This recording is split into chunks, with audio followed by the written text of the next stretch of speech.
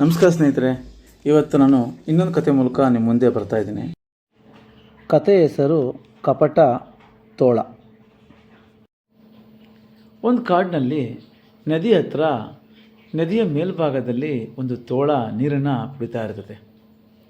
ಅದೇ ಸಮಯದಲ್ಲಿ ಆ ನದಿಯ ಕೆಳಭಾಗದಲ್ಲಿ ಒಂದು ಕುರಿಮರಿ ನೀರನ್ನು ಕುಡಿತಾ ಇರ್ತದೆ.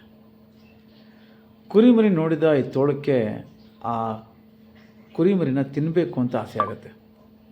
ಹೀಗಾದರೂ ಮಾಡಿ ಕುರಿಮರಿನ ತಿನ್ನಬೇಕಲ್ಲ ಅಂತ ಸಂಚು ಮಾಡುತ್ತೆ. ಮನಸ್ಸಲ್ಲೇ ವಿಚಾರ ಮಾಡುತ್ತೆ, ಏನು ಮಾಡೋದು ಅಂತ. ತಕ್ಷಣಕ್ಕೊಂದು ಉಪಾಯ ಹೊಡೆಯುತ್ತೆ. ಸೀದಾ ಆ ಕುರಿಮರಿ ಹತ್ರ ಬಂದುಬಿಟ್ಟು, ಯಾಕೆ ನೀರು ಕುಡಿತಿದೆಯಾ ಇಲ್ಲಿ ಅಂತ ಕೇಳುತ್ತೆ. ಅದಕ್ಕೆ ಕುರಿಮರಿ ಬಾಯಾರಿಕೆ ಆಗಿತ್ತು, ಕುಡಿತಾ ಇದ್ದೀನಿ ಅಂತ ಹೇಳುತ್ತೆ. ಅದಕ್ಕೆ ನೀನು ನದಿ ನೀರನ್ನು ಕುಡಿದುಬಿಟ್ಟು ಈ ನದಿ ನೀರನ್ನು ಎಂಜಾಯ್ ಮಾಡ್ತಾ ಇದೀಯಾ ಅಂತ ತೋಳ ಅದಕ್ಕೆ ಬೈಯುತ್ತೆ.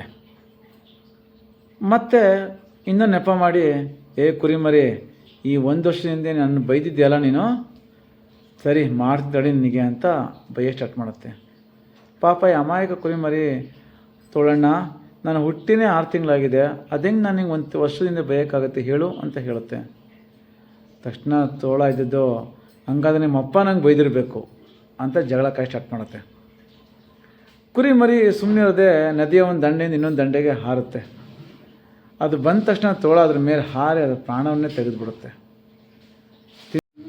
ಆ ಕುರಿಮರಿನ ಹೊಟ್ಟೆ ತುಂಬ ತಿಂದು ತೇಗುತ್ತೆ.